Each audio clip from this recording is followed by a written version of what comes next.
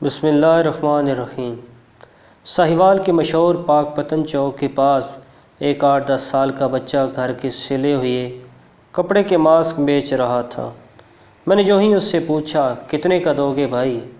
کہنے لگا آپ کے لیے 30 روپے کا۔ میں نے پوچھا میرے لیے 30 کا کیوں؟ میرے پاس تو اتنے پیسے ہی نہیں ہیں۔ اس نے جواب دیا آپ 20 روپے دے دیں، اس سے کم نہیں۔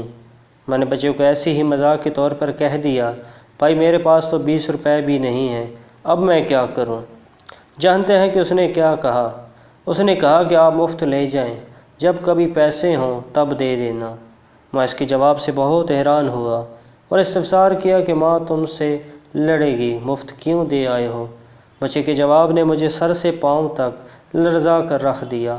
اس نے کہا کہ ماں مجھے کچھ نہیں کہے گی، کیونکہ ماں نے ہی مجھے کہا تھا اگر کسی کے پاس پیسے نہ ہوں تو اسے ویسے ہی دے دینا، کیونکہ اتنی وبا پھیلی ہوئی ہے۔ اللہ اکبر۔